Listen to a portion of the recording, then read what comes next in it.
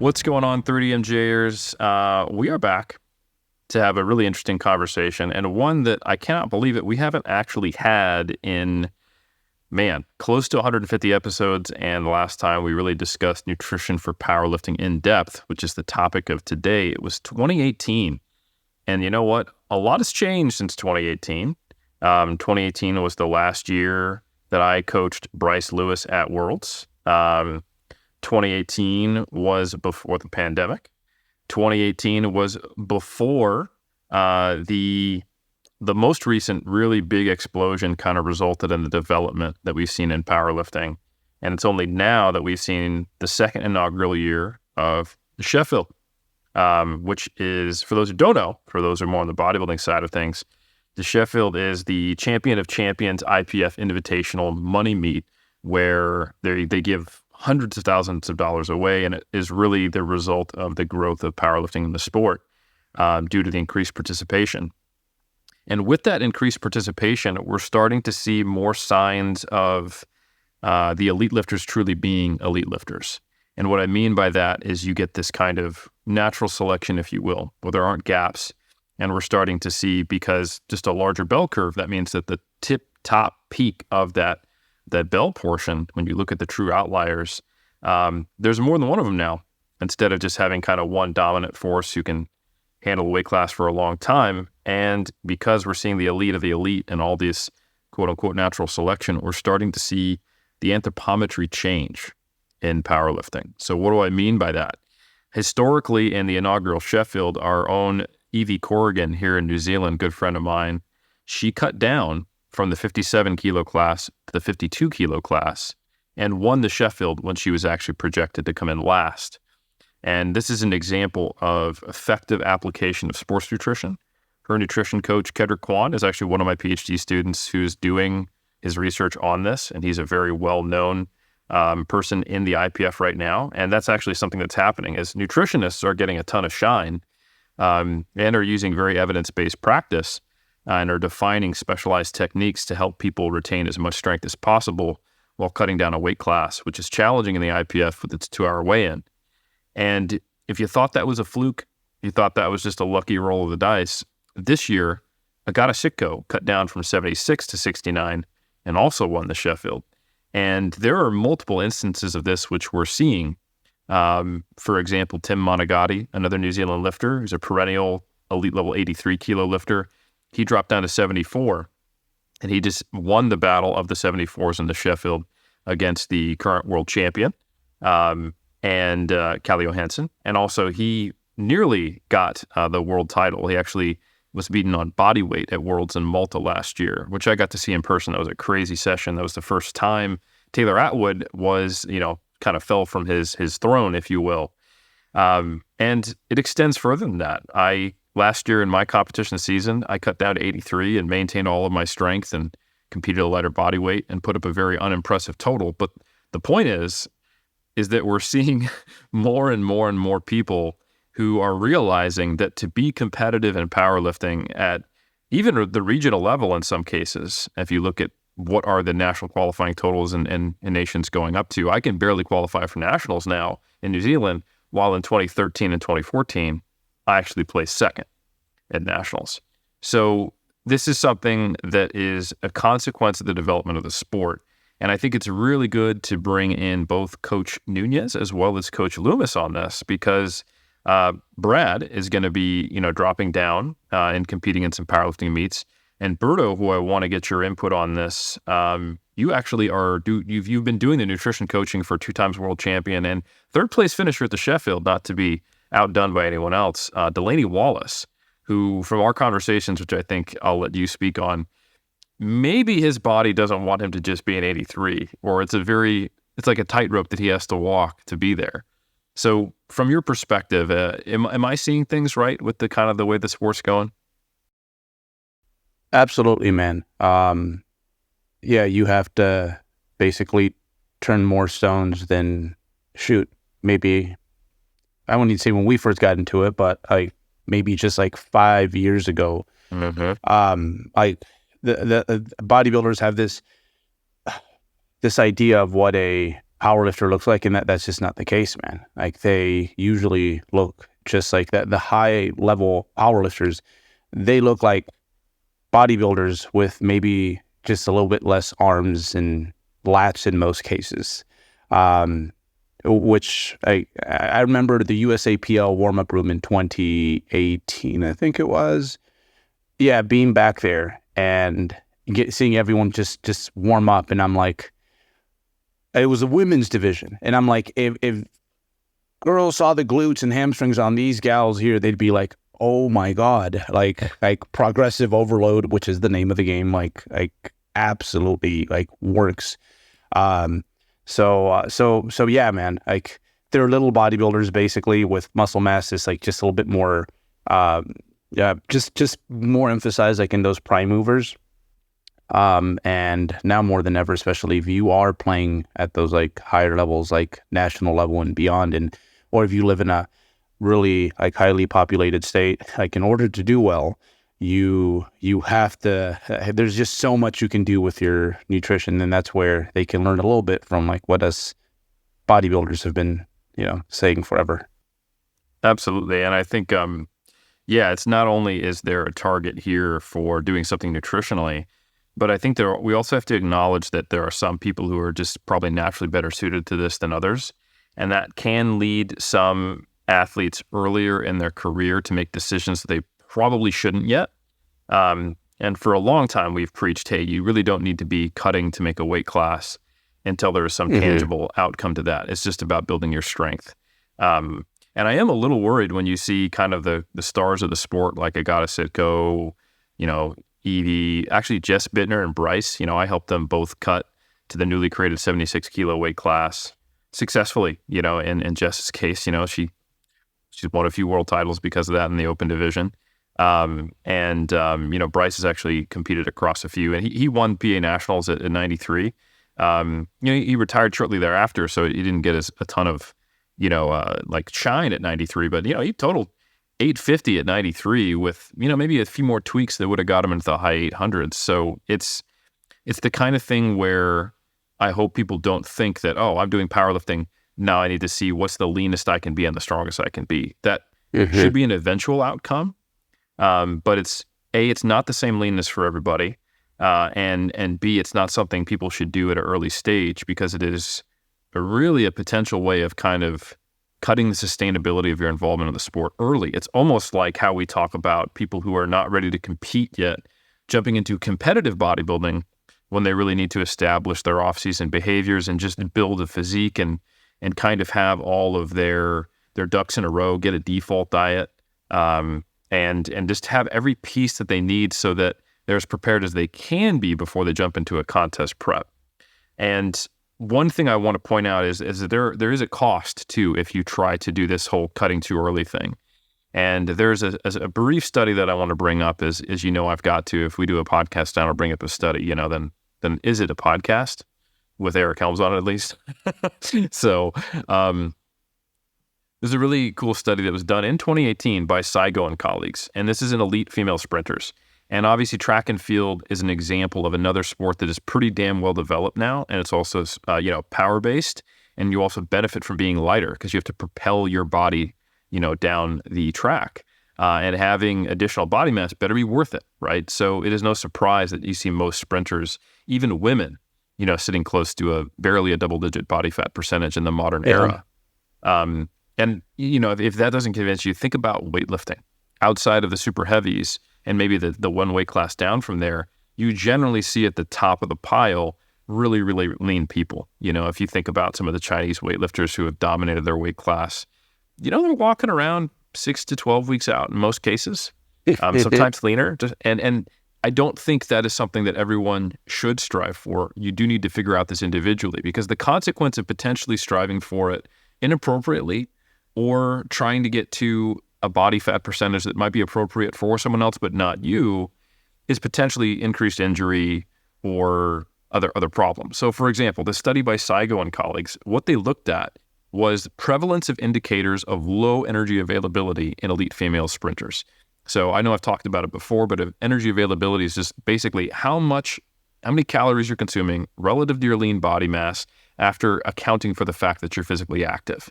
And when that value gets too low, which is individually determined, but there do seem to be some semi-generalizable thresholds, you tend to experience things like suppression of the immune system and suppression of the endocrine system. And in women, an early kind of quote-unquote warning sign is oligomenorrhea, so a disrupted menstrual cycle. So you stop having the same regularity to it that you might normally have, and potentially just amenorrhea, the complete cessation of it. And that can lead into things like female athlete triad, increased risk of injury, low bone mineral density, stuff that you really don't want as a sprinter or power lifter or a weightlifter. And the really interesting thing that they found is they looked at these, I think, 13 elite level sprinters, which is a high end when we're talking about elite sprinters. And they looked at all these various ways of assessing low energy availability, questionnaire scores, bone mineral density, resting metabolic rate, estradiol, luteinizing hormone, FSH, iron status, glucose, all this stuff. And they found that when they went, okay, we've identified those who have more or less signs of low energy availability, the body fat percentage was actually about 1% higher in those who had low energy availability than those who did not. So what that means is that it's probably the athletes who feel like, oh, I'm not as lean as I'm supposed to be, or maybe they're working to stay this lean because they're already an elite level sprinter, to keep up with the women who are more naturally lean, or maybe have better approaches or a better nutritionist, right? Or they have it more dialed in. So I think that's really important. There was 13 kilograms of fat mass in those who had sufficient energy availability versus like 11 kilograms of fat mass in those who did not. So 5 out of 13 of those participants reported stress fractures that were not explained, but probably related to this. That's a serious thing that could impact your career. So there is a consequence to trying to be maybe quote unquote leaner than you should be, or trying to approach this in a way that is erring too far on the other side. And that's why I kind of brought up you coaching Delaney Wallace as a tightrope walk. I think you've mentioned to me like his body would like to probably have another couple kilos of lean body mass and would gain it really quickly if you could allow it. But you can only be so heavy to be at the distance from the 83s that allows him to make weight and recover and perform and not get injured in training. So I think that balancing act is something that is probably not captured or appreciated when you just see the accolades and these big names dropping down and people just think, oh shoot, like that's what I'm supposed to do. Yeah, his body wants to be over 200 pounds, if anything. And I remember, so when I first got him, he was just eating like a regular athlete, probably a little worse, in fact. Like his problem was, protein was seldomly, I imagine, in the triple digits. So I'm like, all right, let's start getting you on the protein and like just work out a lot of these fundamentals, and made him realize just how off he was, because he himself, he's like, my protein's pretty bad, but he knows that bad. And so his training started to pick up. He had a big spurt. He went from kind of a dark horse a few years back to all of a sudden, oh, like who's this kid? And now it's gone to the point where like we have to probably be more selective with his like assistance work. So like a lot of the fun muscle groups, it's like, let's try not to touch those just in case. And he spends most of his time away from competition. So the weight class cutoff is 182.6 for those of you who speak pounds. And he has to be like mid 190s, like just to feel comfortable.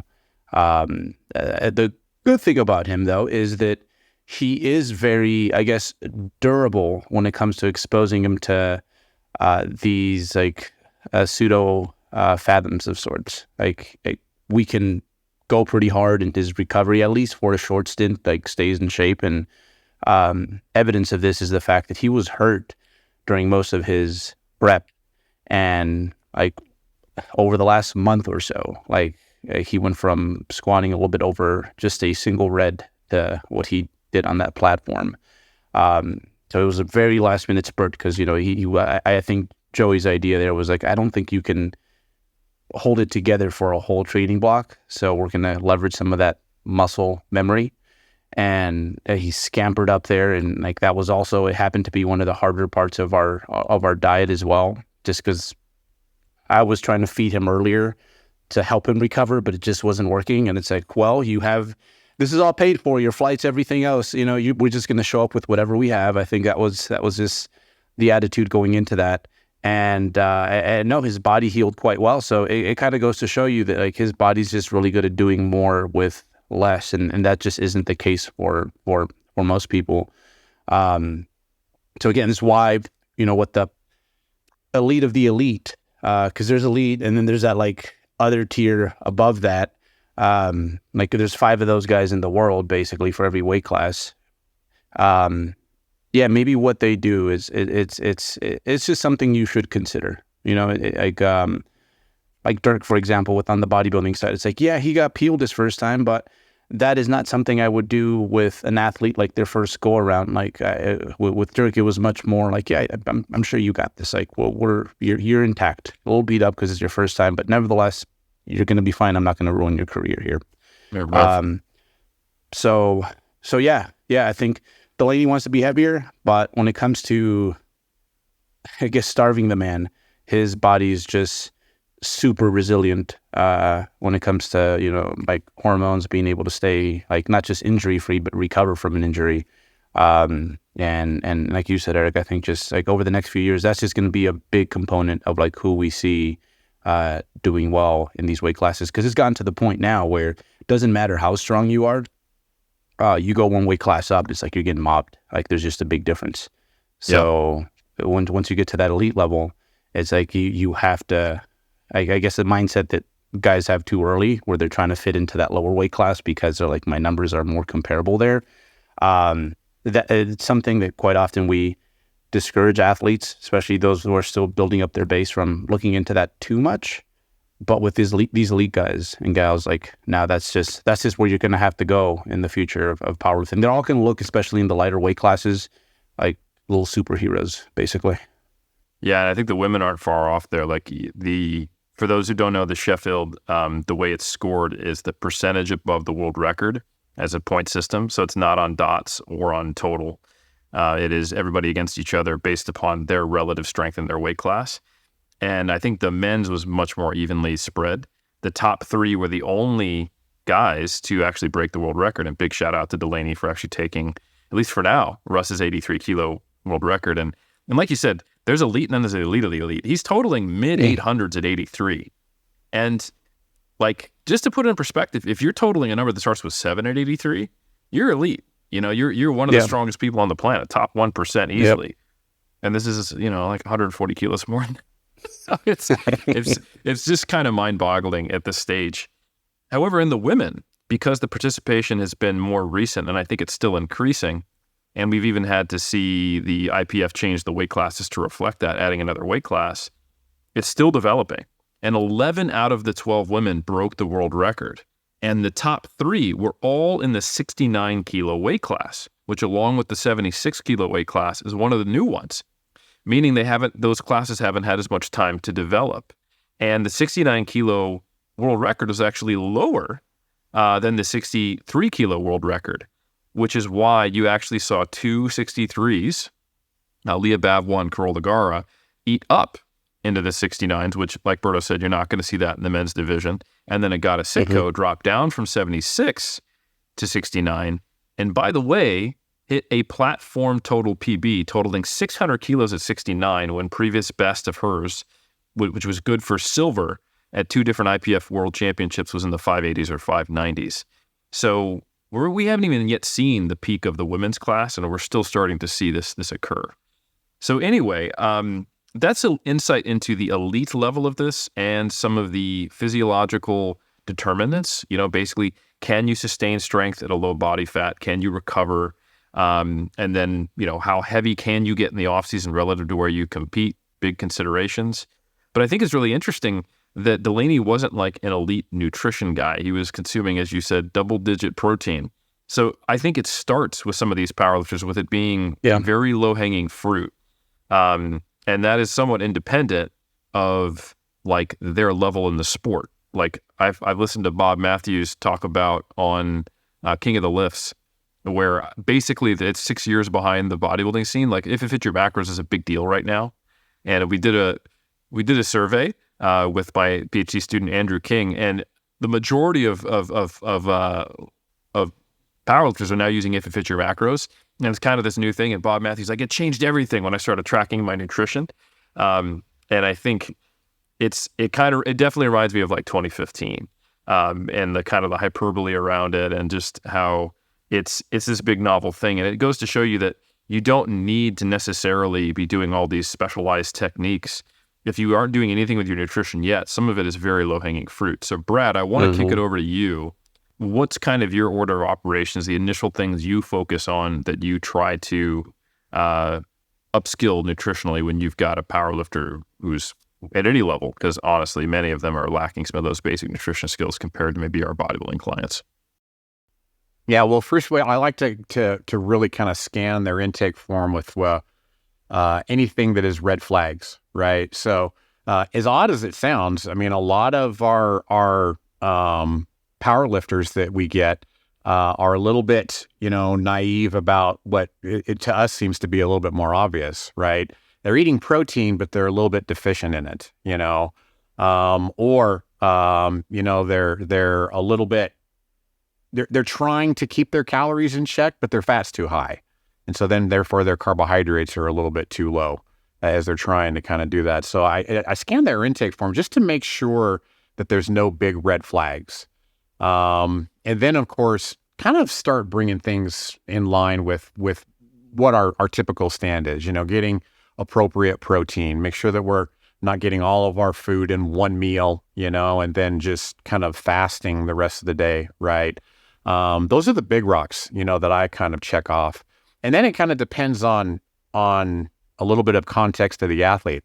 With me being 52 years old, I tend to look at their age. You're a little bit more resilient when you're younger, and you can get away with not checking off, things like, eating vegetables and making sure you're getting your vitamins and minerals, right? Whereas the older you are, you got to kind of pay attention to those things. You got to pay attention to making sure you're getting your vitamins, your minerals, getting your potassium from actual vegetables and whole foods and things like that. A lot of times I'll just ask, in the call, that we do, how much water do you drink? Do you even pay attention to that? Are you drinking during your sessions? What color is your urine? Just things like that. Are things that I feel like some of our power lifters kind of tend to neglect just a little bit. Mm-hmm. Yeah, and there's interesting physiological things when we talk about age and the impact of nutrition. People have probably heard of quote unquote anabolic resistance, where those who are older, typically in the study 60s or 70s, when you feed them protein, the muscle's protein synthesis response is less, compared to a younger individual. But a really interesting thing is that when you throw activity into the mix, that gets corrected for a great deal. You don't see that in older individuals who are really, really active. Like if you look at Scandinavian countries, that effect goes away. So activity is a great equalizer, but age still has an impact, or there wouldn't be a difference between the inactive 20-something-year-old and the inactive 60-something-year-old. And it is activity that's the modifier. So I think a good way to look at this is that the lifestyle decisions you make as an older athlete are critical if you want to be on the same footing as the younger person who can kind of get away with getting 4 hours of sleep, being dehydrated all day, and I still hit a PR. Everyone on this call is 40 or older, and I think I can speak for all of us that Berto, at least I'll speak to you, and Brad, I'm not 52, so I'll let you speak to that, but I don't feel like I'm performing at any lower level than when I was younger. If anything, it's higher, but I do feel like it requires more effort from me.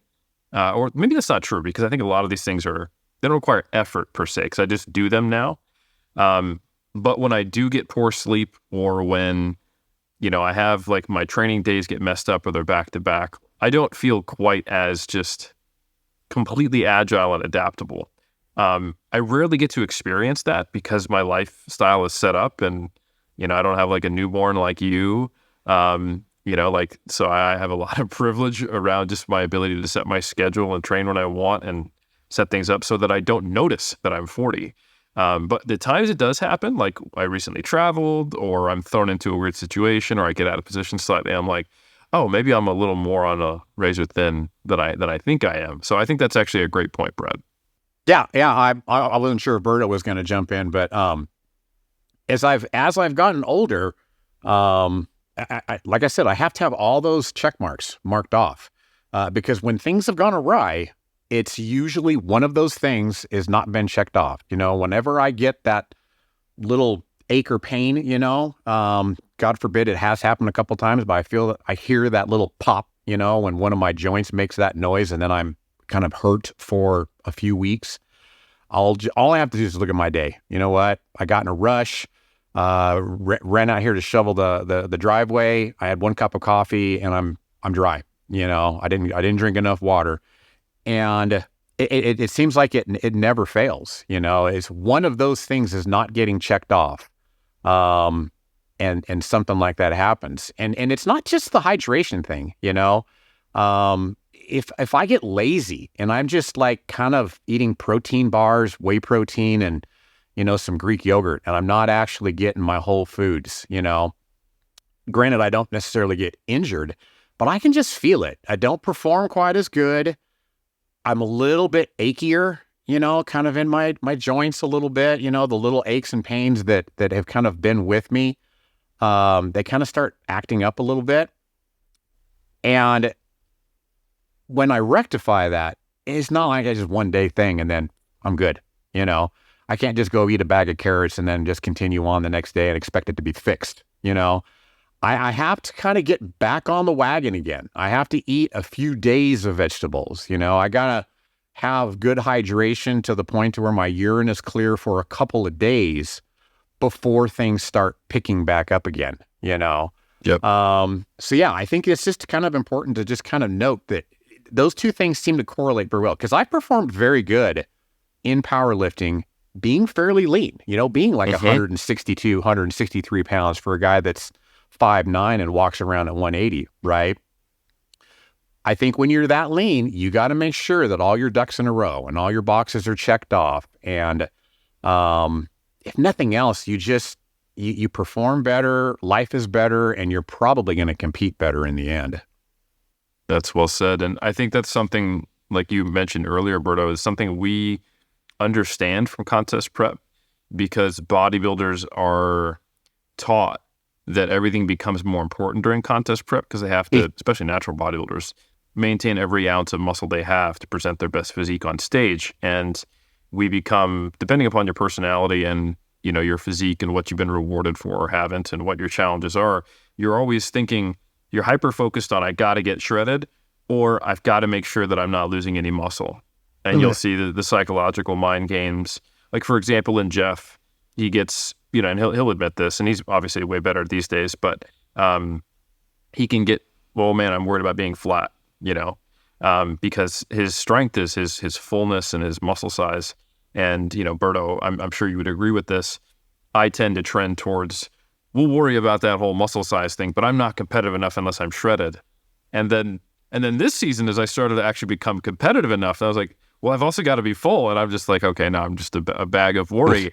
We got to get shredded, but we can't get more shredded because I got to be big. But I can't be too big because I got to be shredded. Help me, So I think that mentality in athletes, it leads to action.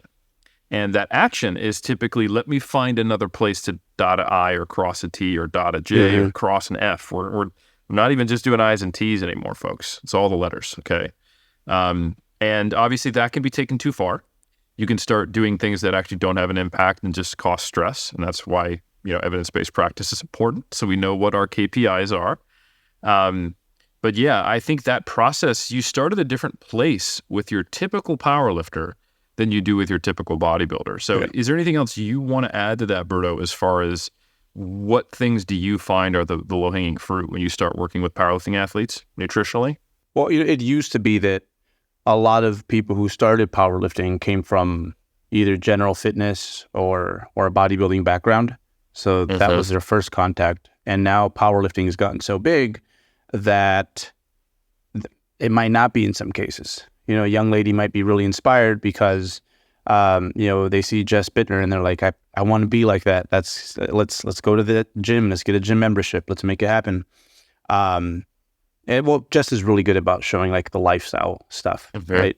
But not all powerlifters are. So they don't even realize that that's like really taking place. Whereas like bodybuilders, you know, it's like you look at their Instagram, it's like chicken and broccoli, you know, tilapia and asparagus. And so maybe young bodybuilders do too much with that, like where it's like, hey, you're kind of bordering on orthorexia, but it does accomplish some things like along the way where it's like they learn to like their vegetables, you know, hopefully there's a place there for fruit, and, you know, they just like that stuff is in order. The sleep, the eating, and usually with bodybuilders, what we have to worry about more so is like, do you understand what makes muscles grow? And that's where we usually like really have to step in. But with a lot of these newer powerlifters, you know, like if they go on Delaney's like Instagram, there's not a whole lot of food there, man. Right. Yeah. So they're like, okay, I want to lift like that. I want to look like that.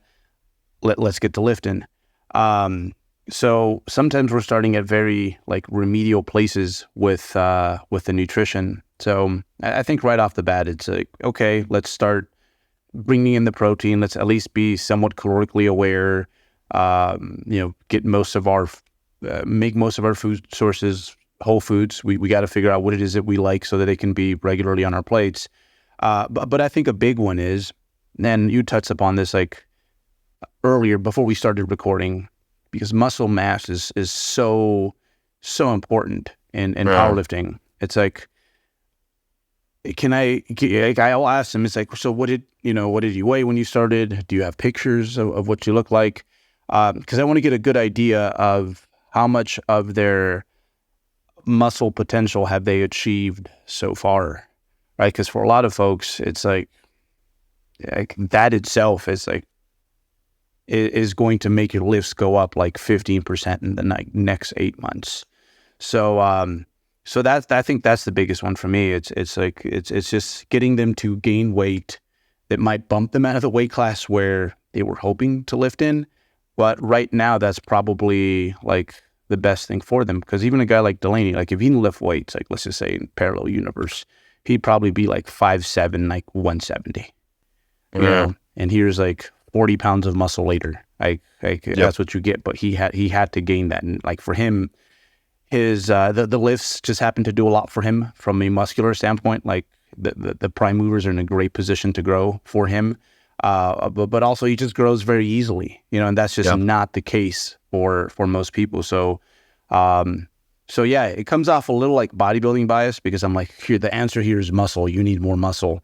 But quite often with a lot of these new lifters, it's like, yeah, you probably don't need to be squatting 4 times a week. You know, you probably don't need to be bench pressing 6 times a week yet. Like what we need to do is put some beef on you, and that's going to require adequate calories, adequate protein, and you, for now, being okay with gaining some weight that might move you away in the short term from the weight class you're hoping to compete in. No, that's pretty much it. And then, you know what, when you're well fed, it's a lot easier to create like good eating habits. Like trying to create good eating habits in a hypocaloric state is hard, but when you're well fed, so much easier to be like, okay, I'm gonna get those last bits of, you know, fruits and vegetables in for the day, as opposed to like, I'm really craving ice cream right now. Boom. And that just happens. So, yeah, that's my general overview. Usually like the newer folks, especially the ones that, you know, they weren't inspired by Rich Piano or something like that. They need like nutrition 101 and then like muscle building, 101. No, I think that's absolutely. And I think a lot of this stuff is supported now that we have more and more powerlifting sports science data. So like that can be, you can present that as your bodybuilding bias, but we've known since 2002 that when we look at elite powerlifters and we start looking at fat-free mass, skeletal muscle distribution, like muscle thickness, there starts to be some interesting relationships. So it's not always clear when you look at like 8 weeks of changes. When we go, okay, and there's actually a good study by Bresh Uenabe on this, all the way back in 2002. They took 20 elite male powerlifters, including 4 world and 3 U.S. national champions. And they looked at fat-free mass, skeletal muscle distribution, basically thickness at 13 sites. And then they looked at what delineated strengths. There's ultrasounding going, all right, and then looking at relationships. And there were basically strong to very strong relationships, like 0.63 all the way up to 0.9 out of 1, as far as the specific sites and the squat, bench, and deadlift performance.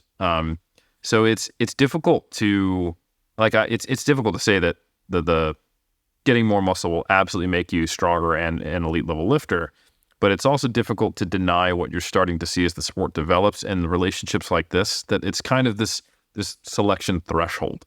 And when you combine that with some of the cultural differences between bodybuilding and powerlifting and the evolution of how bodybuilding culture is adapting as it becomes more and more competitive, we can start to see where we're at. Like Andrew King, my PhD student I mentioned earlier, where I got that number of, hey, everyone's doing it with your macros. We did a survey of a little over 300 powerlifters, and we found that 63% of them were using If It Fits Your Macros at some point in their diet. Or sorry, 78.3%. So the vast majority of them are familiar with nutrition numbers. But unlike the bodybuilding culture and community, it didn't start with, hey, eat clean, and then it kind of evolved to it. And we saw, there's definitely some people like myself who kind of came to it but didn't really have the appropriate kind of traditional heritage, which maybe allowed If It Fits Your Macros to be more effective. That's not a thing in powerlifting. It's like, eat everything. It was Dave Tate talking about putting olive oil on a pizza, right? And these super heavyweights dominating kind of the conversation. And now all of a sudden, it's kind of like just dropping If It Fits Your Macros, and it's better to be lean just into the midst of that. And I've ran into a lot of powerlifters who don't have some of the basic nutritional competency, and they do things that are still weird with their nutrition, but they hit their macros. And I think they lack often like diet structure, sufficient water intake, sufficient fruit and vegetable intake. They're a little more of the meme of If It Fits Your Macros than bodybuilders who follow If It Fits Your Macros are, which I think is really interesting. And I do think I have found a lot of success when coaching lower level powerlifters, new powerlifters, or those who just have struggled historically with their nutrition, or powerlifting audiences when I presented at, say, like the European Powerlifting Conference or something like that, or local seminars we've had for the NZPF, or online things I've done for other federations, with talking about what the diet structure looks like qualitatively. Like the athlete's plate is a really useful free tool where it actually shows you a plate. Like here's your protein serving, here's your fruit and vegetables, and here's your carbohydrate serving, here's the added oils, and here's what you might drink with that for a period of being in weight reduction or normal training or hard training. And on that note, another interesting thing about that survey is the majority of powerlifters are eating differently on training days and non-training days.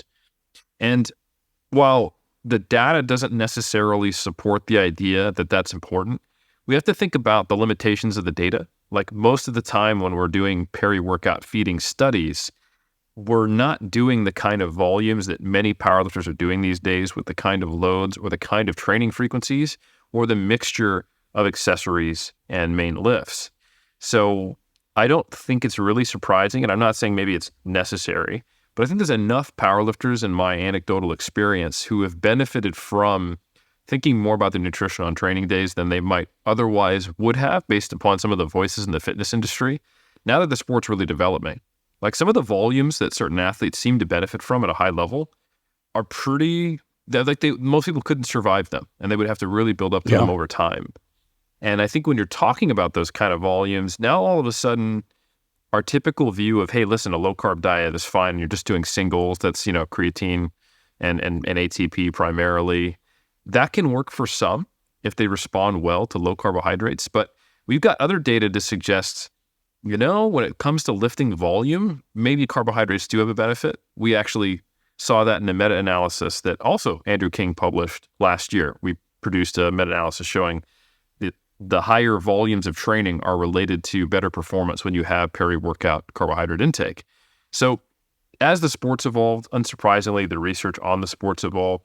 And as the sport's grown in popularity and we have more clients and we see more and more people at a high level, you can start to discern what's the outlier elite level athlete from what is probably a generalizable characteristic of elite performance in the sport more broadly, and what is the cultural attachments to that. And some of the big takeaways I've seen is, yes, teaching powerlifters about protein, carbohydrates, fats, and energy balance quantitatively is important. But if you neglect showing them what that looks like and how to structure their day and creating something like a default diet and saying, I want you to eat X number of times per day, here's how you cook, here's what that might look like, here's some basic ideas for how to set up your diet, they can run into some issues with adherence. They can run into some issues like Brad was talking about with inadequate micronutrients and like water intake. 'Cause by the way, we get a ton of fluids from our food. Like if you have a low vegetable intake, even independent of potassium and micronutrients, you're going to notice that your urine color is getting darker too. So all of those things are need to be accounted for. You can't just throw if it fits your macros at them. You also can't assume they know about if it fits your macros or how to hit them. Some of the basic, quote unquote, basic stuff like, oh, that's the grams for cooked or raw, are things that are often missed.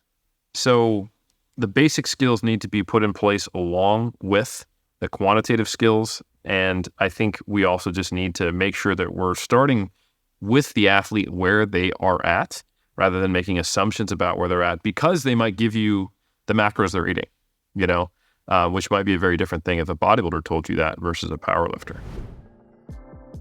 Hey 3DMJers, we are extremely excited to announce that we just released a new free course in the 3DMJ Vault titled Pro Bodybuilder Case Study. It's probably the closest, most detailed look at a full-blown contest prep cycle that you've ever seen or been able to follow all in one centralized location. One of our 4 head coaches, Brad Loomis, will guide you through an entire 3-year stretch between competitive bodybuilding seasons with one of his longtime athletes and professional bodybuilders, Phil de Guzman. We are so grateful that Phil let us use him as a subject because he and Brad kept phenomenal records, both in their spreadsheets and visually with his progress photos, so that we could track his physique and body weight throughout the whole process. You'll get to follow his career from when he won his first PNBA Pro card in 2020, through his initial recovery phase after that, through his first cut to make weight for a powerlifting meet, through his second and more robust off-season gaining phase, through his initial prep positioning diet and preseason holding pattern, and finally through his final contest prep fat loss phase when he won his second WNBF Pro card just a few months ago in 2023. It's really such a unique perspective on not only what a time investment it takes to see the results of natural bodybuilding efforts, but also to see how we coach on a macro scale. In this case study course, which again is totally free, you'll get a sense of why we tell our future competitors that they can't simply contact us just a few months before they want to get on stage and expect the best results possible. You'll see how Phil and Brad made their long-term timeline and how the big picture considerations allowed for the improvements they were looking for over a few years. This is also one of the big reasons we changed our coaching options and offerings this year at 3D Muscle Journey. We know the value of getting athletes early and how it impacts their results years down the line, so we created some more entry-level onboarding methods to set more people up for success like Phil's in the future. So that kind of leaves me with 2 pitches here. First off, like I've already said a bunch, go take the Pro Bodybuilding Case Study course for free at 3dmjvault.com.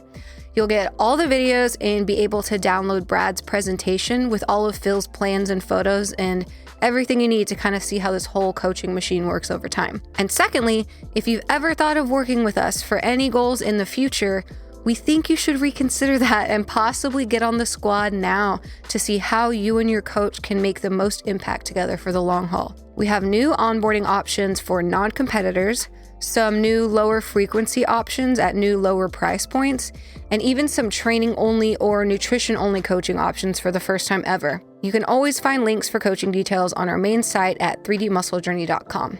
Additionally, we've got those coaching details directly linked throughout Brad and Phil's course as well, in case you get inspired to sign up while watching the videos in real time. So, head on over to 3dmjvault.com and check out the Pro Bodybuilder case study today. That's 3dmjvault.com to get instant access. Thanks so much for listening and enjoy the rest of the show. Let me just hit pause for a second and look at you guys and say, hey, what have we not covered thus far in more general? I think probably the hierarchy of how we do that, right? Like how are we going to actually apply this, you know? Because you're right, Eric. I mean, a lot of times I spend half an hour with a aspiring powerlifter just trying to listen to how they structure their eating in a day. Do you eat 3 square meals? You know, they're like, sometimes I just get this look like I've got a hand growing out of my forehead. They're like, what does that mean, 3 square meals, you know? And so I'll just have to okay, tell me how it is that you eat. And I will sometimes start backwards from where some people think that they want us to eat. It's like, okay, what we need to do now is we just need to forget macros. We need to forget calories. I want you to weigh yourself 3 times a week. And I basically want you to do these things. Have a protein with every one of your meals. Have a vegetable with at least 2 of your 3 or 2 of your 4 meals or whatever. You know, have water, and then, you know, make sure that you're getting those things with each and every one of your meals, and that you're spacing your meals, you know, hours apart, you know, and then eliminate snacking. Sometimes the snacking will just totally throw people off. Oh, well, I'm only taking in, you know, 2,200. No, you're not. You're taking 2,200 calories in your 3-4 meals, and then you're taking in 800-900 in your snacks. And so I'll start with the actual structure first before I start talking about macros. And then once they get that down and the little light bulb turns on, and it's like, oh, well, hey, look at there. You know, my weight isn't doing what I thought it was going to do, or my body weight is not doing what I thought it was going to do. It's relatively stable. My gym performance is pretty good. It doesn't have these spikes and dips like when I used to have refeeds on training days and different thinking on training days. It seems to be a little bit more consistent. Then I'll start saying, okay, now let's start tracking that. Let's see what those macros are, and let's see if we need to be a little bit more, if we need to manipulate things just a little bit, you know. But it's kind of like you said, go with where they are right now, and then kind of fix it from almost like an inside out way. I don't know how to say that, but fix it from where they are now. Instead of where they're at. Exactly. Yeah. Yeah.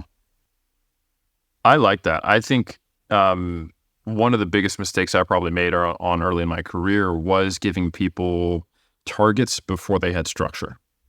And that would either they would quote unquote successfully hit the target at a cost, or they'd be thinking they hit the target, but actually making errors along the way.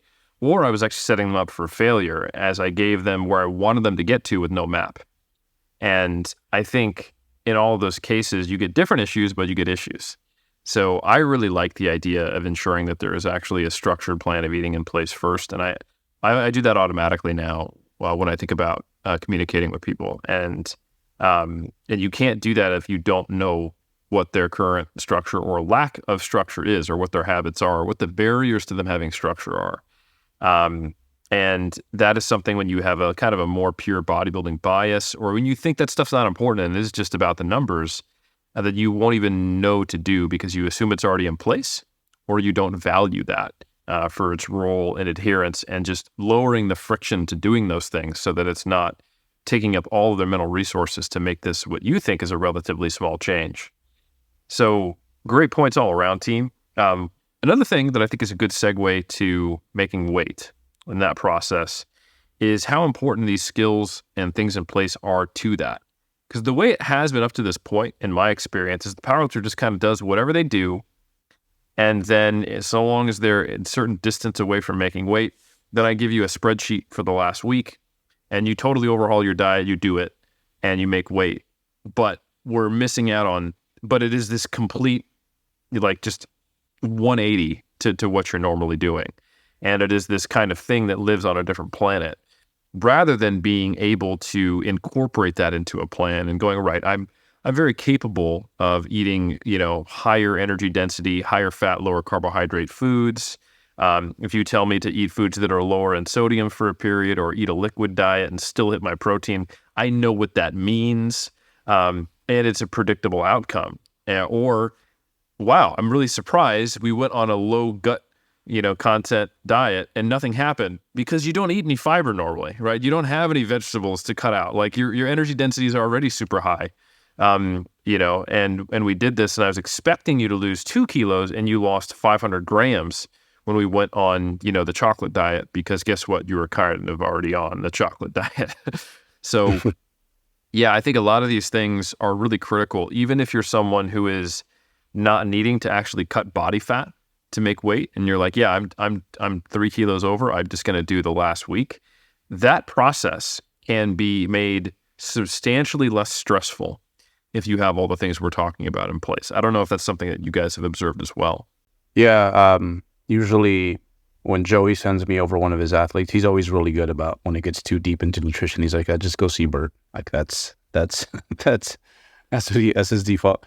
I'll even put sleep in there. Like I'll give them kind of a task that is, because like we mentioned, like, like to me as a parent, if my kid is like doing bodybuilding and they're off to college, I'm like, that's one of the best things, is like he's not going out partying on the weekends. Like, he's afraid to, right?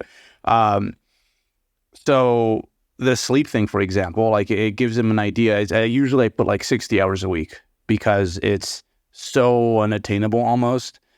It's so far off from where like most people get, but they get a taste of it and they're like, whoa, like my life is so much better when I am inching towards that. And they get to see how, all these things are connected, right? Same thing with like how they organize their life. Like that's something that, because bodybuilding, it's different, right? It certainly gives you those feels right away that, man, this is a 24/7 thing. Like I'm always kind of bodybuilding, whereas like powerlifting, it's like, okay, that 4-hour session's over, time to go home and forget about it till the next session. It's got a little bit more of that. So helping them kind of see how everything is connected, how, hey, if you can afford to, today was a very stressful day, your meals were all thrown off. If we can maybe train the next day, that wouldn't be a bad idea. So yeah, giving them like a feel for what the recovery process looks like and how so many things impact that is so important. So no, I 100% agree. It's like they just act like athletes, like every other athlete. Like they act like a football team most of the time when you get them.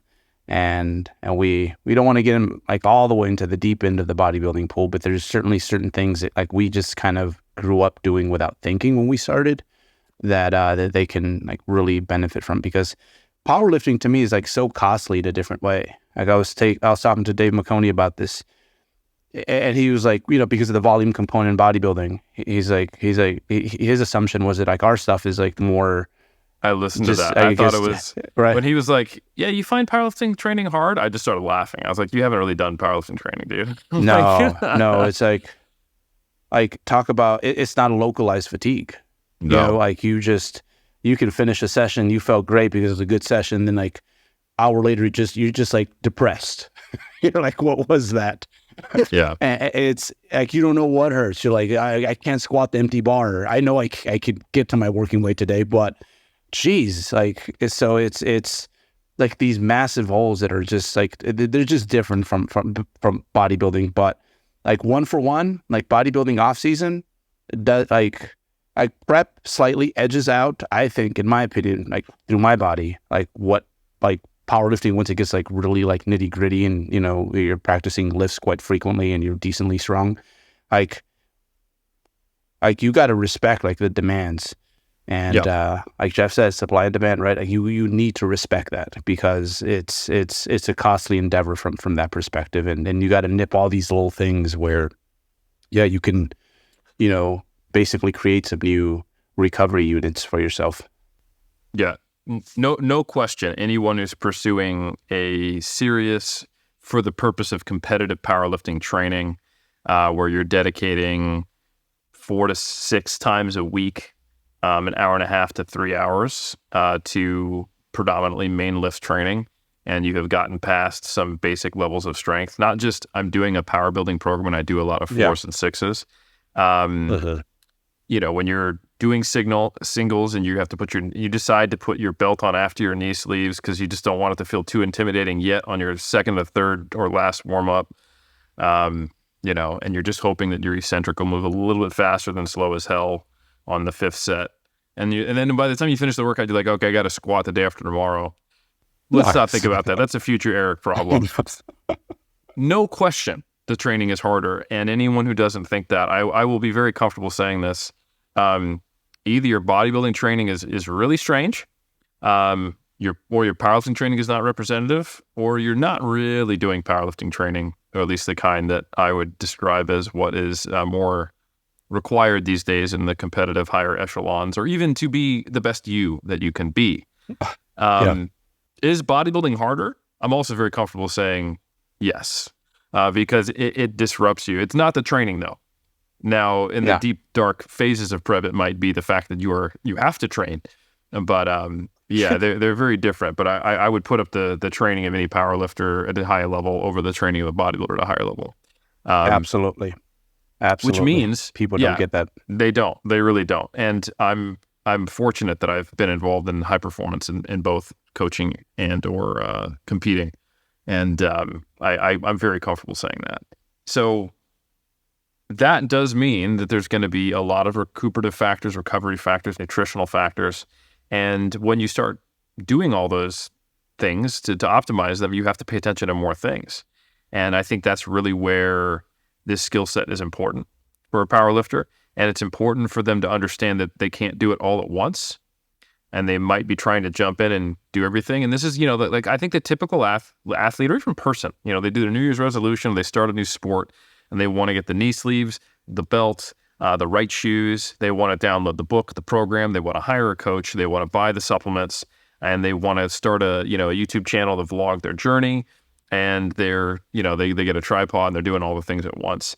And I think it's just important to acknowledge the way human brains learn, and that I don't want to pull anyone's passion back from jumping into all of that.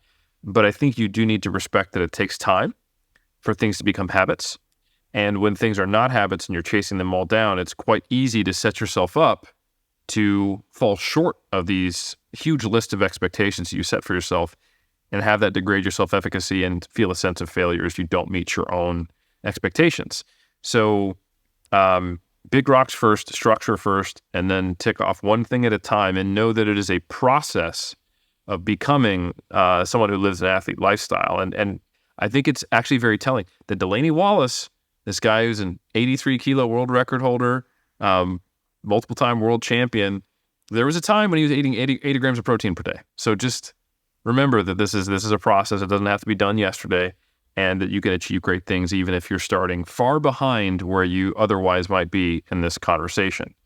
So another thing I want to touch on is the actual process of weight cutting itself.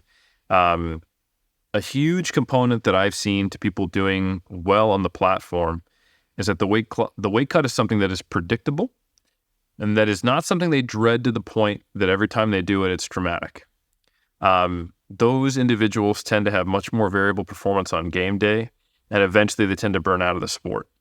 And a lot of the times, the reason why the final weight cut is so bad is because it is such a departure from where they're at, and they're having to cut an unreasonable amount of weight because they don't have everything else in place that we talked about, and or they're potentially just trying to compete in a weight class that's too low for them until they get those habits in place, or maybe just physiologically. It's really hard to say. And we've gotten quite good at the weight cut process. That's one thing I'm pretty confident is if you were to try to look at the weight cut in isolation, you're hearing athletes talk about gut cuts. We've actually got data showing water loading can help a little bit. We understand, the time period where you can be basically not eating or drinking anything. And most importantly, we really understand the importance of rehydration and being able to get back to a place where we can perform, and doing things like, okay, let's drop our squat opener a little bit to account for that. Maybe make a larger jump to my second and then see how that third goes. And then I know I'll at least be good for bench. which is very much akin to what you were talking about, Berto, of the athlete having flexible training days based upon how well their adherence to nutrition went. And more and more often these days, we're seeing athletes essentially having like a pit crew around them at the highest level. So when you've got an athlete who's competing at Worlds or Sheffield, it is the norm these days that they might have a programming coach, a platform coach, and a nutritionist, and that all three of them talk to one another. And sometimes, unfortunately, they need a physio or physical therapist. And those communications are all facilitated and hopefully complementary. Because if you're doing all this stuff nutritionally, like you said, Berto, and like we talked about, becomes more important as you're older and more important as you're breaking into true powerlifting training, you can't really do it in a vacuum. So regardless if you hire someone like 3DMJ for nutrition only, like, Berto does for Delaney, we're not going to be like, yeah, here's your nutrition plan, fire and forget. We're going to want to coordinate with you if you're doing your own training or with your coach to make sure that we understand what's going on, because all this stuff is synergistic. So yeah, I think that's just an important consideration, that sometimes we put these things into buckets, but they are very much interlinked. Let's just say the athlete's gone to the point where you put on the majority of your muscle mass, right? They did their job. They gained their 20, 30 pounds, like over the beginner and early, mid, intermediate level. That's where, man, this stuff really starts to shine, because the athletes that are most predictable are the ones that have these great habits when they're really far away from a meet, simply because, we're not having to diet 16 weeks to get close enough to the weight class. So again, this is all, it sits on the foundational skills of making these things not something you think about. It's just how you live, like whether you're 6 weeks out from meet or 6 months out from your next meet. So that's where a lot of these basic fundamentals that a lot of folks are like, I just want to do everything now, really comes into play. Because I've had it happen where it's like, okay, I helped an athlete make the weight for meet. I don't see them for 6-8 months, and they're 25 pounds over their striking weight to make the class. Like, we're going to have not only some very unpredictable training along the way, although I will say sometimes during those hypocaloric phases, because they have to get the rest of their life in order, it's crazy how much we get away with, like, initially, because their sleep is on, they try to clean up the excess stress in their life. They're just more organized. They're more in tune with themselves. But still, like, I think this is where it's important to understand how a gut cut affects you. What is like your roaming weight range that you can play around with?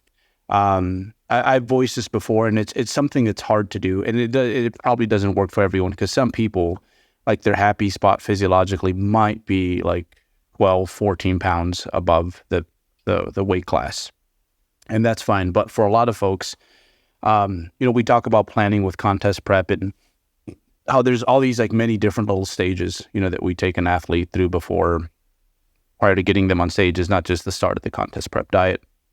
And with powerlifters, like that's the one thing, is that quite often those who, they have one foot in, that, they're not what we want them to be, like, most of the year.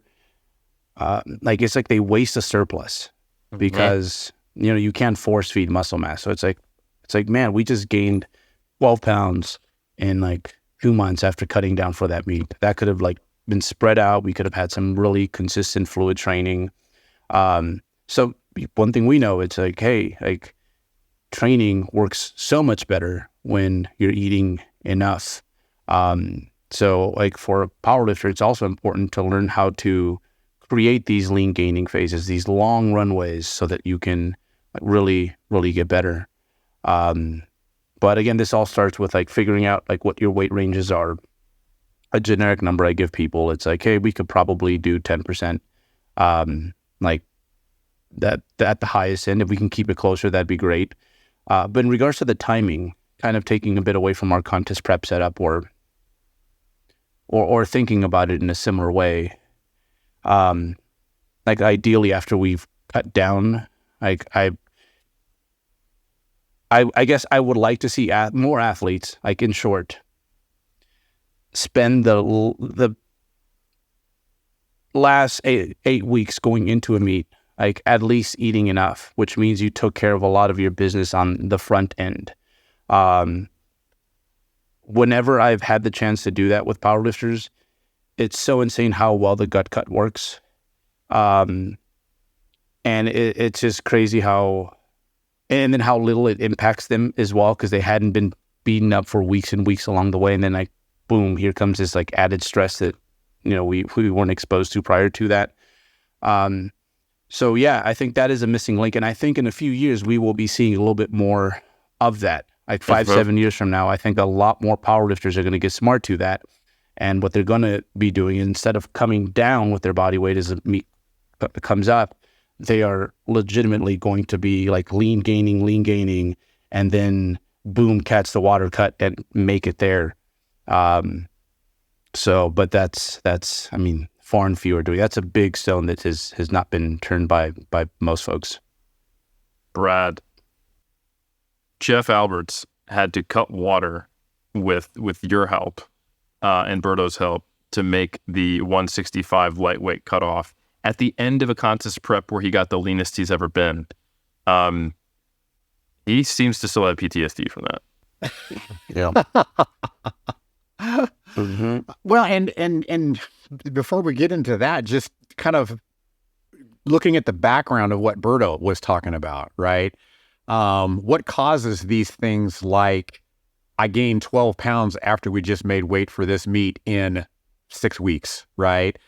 And I mean, I don't know about you, Berto, but a lot of times what I see is they get away from that structure that got them there. They start snacking in between meals. They start, and a lot of times that's the biggest thing is that they're no longer eating nice, structured 4 meals a day. They just start snacking in between, because I don't know, they're hungry or they're bored or kind of whatever. But as we're going through all these different phases, I feel like things are more predictable, and we're able to kind of control these swings a little bit better if we kind of stick to that structure of, okay, 3 meals a day works for you. Let's stick to 3 meals a day. If we're getting ready to cut, let's just be a little hungrier, when we go into those meals, or let's just be a little less full, and then we can kind of start paying attention more so to those intuitive signals that will control. There'll be kind of a little bit more ebb and flow, of things kind of as we go up and we go down. We can go ahead and get in that surplus, paying more attention to, okay, let's just be full after 1 meal, a little bit more full after 2 meals and things like that. But when we start getting away from that structure, not only does the ebb and flow get further and further and further from kind of where we want to be, but then things like gut cuts don't do what we expected them to do, So yeah, I mean, getting back to that traumatic experience that poor Jeff had to go through, because first of all, we have to kind of admit, Jeff was in he was in a very extreme state of extremely lean, very little body fat. Luckily for him, he's got enough muscle. He's got a ton of muscle where it was fairly effective, But yeah, still, I mean, spitting in a cup, getting your food from chocolate and protein, it's not a fun thing that you are going through. And like Berto was saying, if you can get away with not doing that and maybe just drinking a little bit more water than you usually do, it's going to be a whole lot more of an enjoyable experience. And I think everything you said speaks to kind of the 2 big things that I would identify as what powerlifters should be doing differently that Berto just talked about. One, speaking about the background, let's say you do regionals, nationals, and international comp, and you're the typical person who maybe does cut weight and you're, at a relatively high level. Let's say you do an 8-week diet followed by, a 1-week gut cut, right? and then you kind of have this 1 week off the diet afterwards, and then you try to get back on things. You're basically looking at 30 out of 52 weeks per year where you are structured. And in my experience, that structure is relatively foreign to these athletes. So the response to feeling quote unquote restricted, because they're not used to structure, is this unstructured period between where they are gaining 12 pounds. And maybe this occurs, after the last competition of the season. And it's the response to the fact that they don't have these habits in place, but they're going through these fat loss diets that are more aggressive than they need to be because they're heavier than they should be because of what happens when they're not following these diets, which makes the weight cut harder. And just like Berto was talking about, like, you don't want to be really lean at the height of a hard block of training when you're actually bringing volume and intensity up, and really you need more recovery, and cutting hard and then going into a water cut. Like those things are chalk and cheese. They don't mix well, right? So that's an unideal situation to be in. The better scenario would be that you have this baseline structure like Brad was talking about. You have a way of eating. You have what we call a default diet. And we're just simply shifting in and out of small surplus to an appropriate deficit so that you don't get so heavy that you're unable to actually follow a moderate diet that is not too much of a stress to your strength and your physiology, so that you don't have to do a water cut, a gut cut, and a sauna trip. You can start with maybe just a gut cut and a water load, or just one of the two. Because when you are shredded, like Jeff was, and you're a contest prep bodybuilder at the end of a 40-week diet, and you do a water cut, it feels terrible, and that's what you want to avoid. So going back to something that Berto talked about figuring out your thresholds, there's a couple things you need to know. I could talk about some KPIs here, some key performance indicators, things that each powerlifter who wants to be successful needs to understand is where is the body weight, body mass, once you've got your habits in place, body fat level, where you're able to gain strength effectively. And then where is the low end of your body fat, body mass range where you can hold on to that strength even if you're not necessarily gaining it?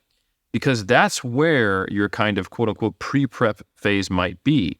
Then you can get yourself into a very small surplus or maintenance before you actually have to do the gut cut and the water cut. So what Berto was talking about is basically prep positioning for powerlifters, which, man, does that sound like a good vault course to bring out in the future. So the idea here is those thresholds. And this is something most bodybuilders kind of get intuitively. There's a phase during prep where we're dropping weight, we're still on a relatively high body fat percentage. We feel better, we look better, we're not that hungry, and we're still getting stronger. Maybe the bench press or some presses start to suffer a little bit, probably just because of biomechanics. But everything else, squat, deadlift, rowing, all that's still going up at an almost normal clip. And then you get to a phase where it's hard to hold on to it. And then you actually get to a phase where you typically get a little bit weaker. And ideally, you don't even get to that point as a powerlifter. You probably are only going to get to the point where you're maintenancing it. But imagine if you're at that kind of skirting the lower end of your body fat settling point range where performance is starting to stall, but now you could be at maintenance. You're not cutting further. Now you can be in a surplus. And like the guys have said, now you're bringing enough food volume back in that the gut cut works. That's when you go on a low fiber diet, you're eating high energy density foods.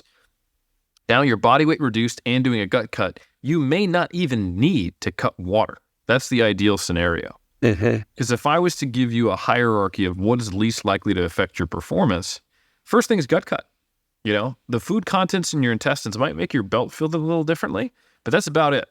Everything else shouldn't impact you. And then it's basically the different degrees of how do I reduce body water with the least likely impact on performance. And if you can avoid extreme dehydration or dehydration that also requires heat, those are really good things, right?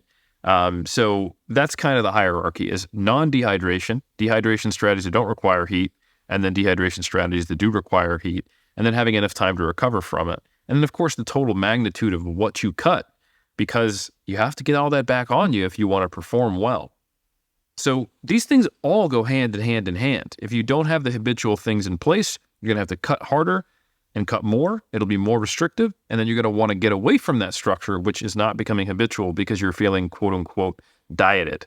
So ideally, one KPI is that your structure is the same, whether you're in a slight body reduction phase or in a slight surplus phase throughout the year, so that qualitatively what you do feels quite similarly.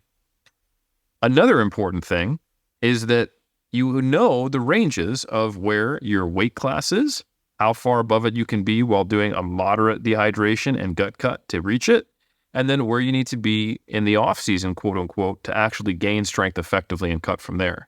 So if you have that knowledge and those things in place, you're on the way to really having those kind of KPIs from a nutrition perspective. So to me, when I work with a powerlifter, that's where I'm trying to get them to. I want to know those things and I want them to have those skills, because then the transitions between those phases aren't really taking that mental and social toll on them that can often lead to burnout in the sport. I don't know how you guys feel about that, if there's anything I didn't cover.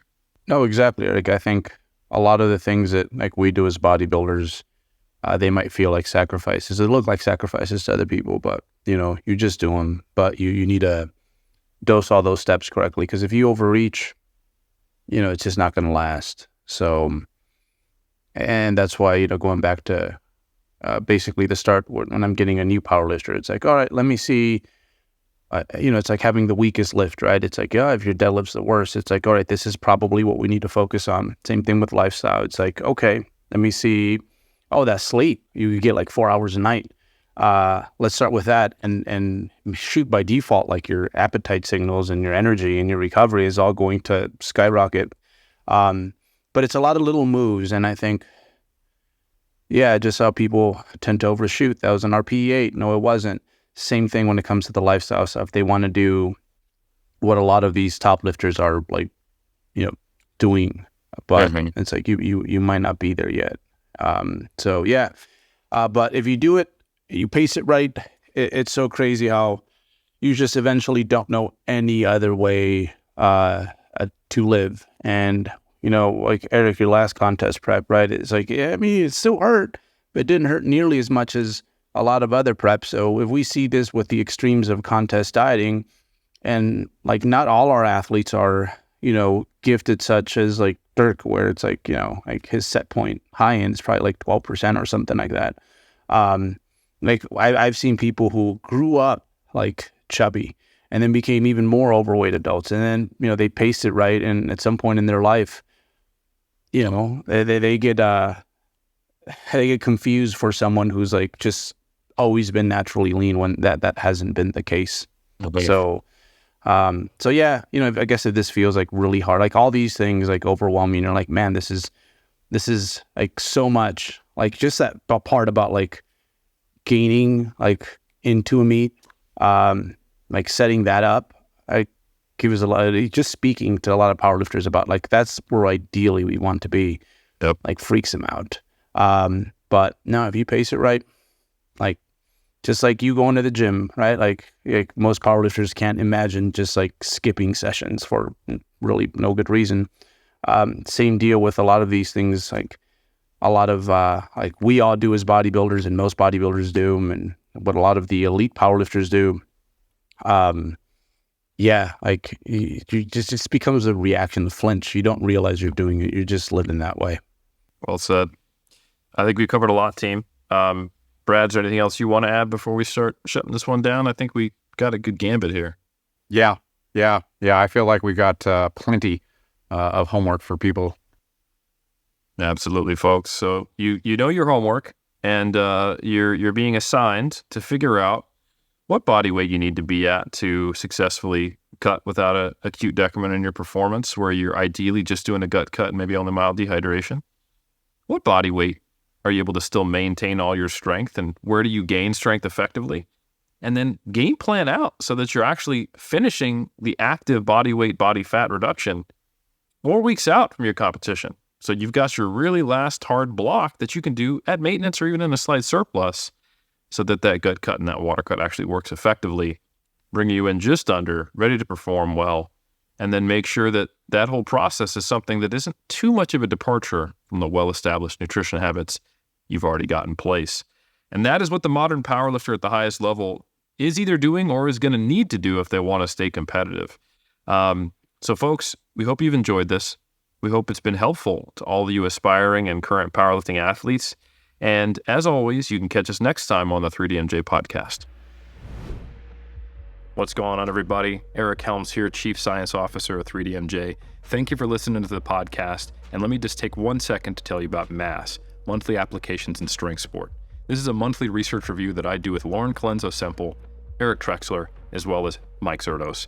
These are experts in their field, and we cover all the information relevant to you as an athlete or coach if you're working with strength or physique athletes, or if you're a recreational or competitive athlete yourself.